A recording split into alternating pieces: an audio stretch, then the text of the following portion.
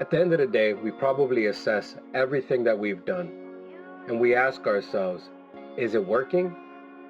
And if it's not, what can I do to change it? And in all honesty, what time do I have to make these changes? What if I tell you that maybe the answer is a lot simpler than we think? And it could just be as simple as fluffing a pillow.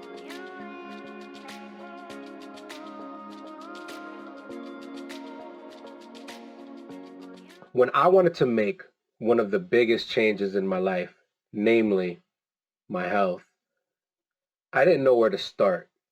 I mean, I had knowledge of where to start, you know, some sort of a syndicated gym, go in a few times a week, lift things, put them down, walk on things. I mean, I had an idea, but the reality was, where do I fit it in an already busy schedule? Now, this is not a fitness channel, so it's not what I'm really kind of getting at. What I'm trying to get at is essentially how does that communicate in what we do with ministry? See, what we need in ministry are some habit changes. Maybe the habits that we gotten ourselves into are not necessarily the habits or the methods that we need to communicate the faith to a newer generation. What if implementing something new is actually a greater benefit to those listening to and receiving the faith? See, habits are not just things that we deal with in the realm of health or our everyday go-abouts. It's something that we also implement within our spiritual life, the communication of our faith, and all things that require any amount of discipline. But we never necessarily know where to start when it is time to start.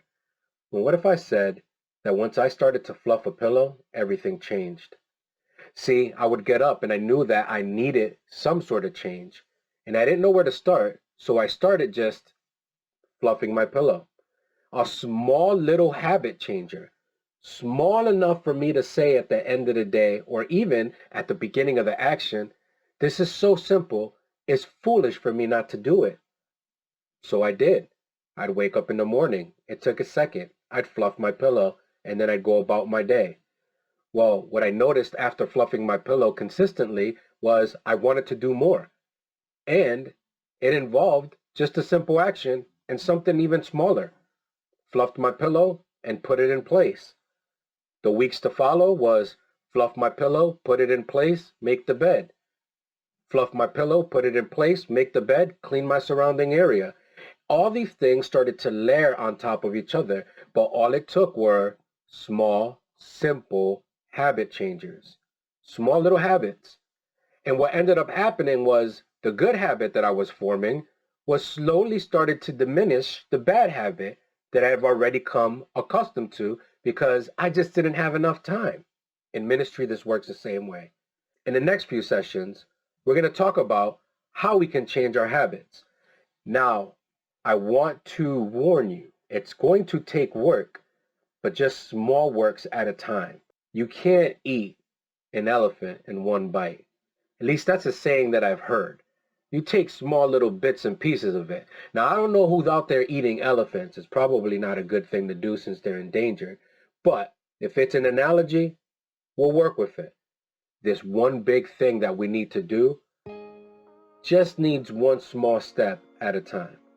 So in these next sessions, I hope that I can empower you through some habit changing routines and maybe some practical tips in order for you to implement something new. I look forward to talking to y'all, but in the meantime, fluff your pillow.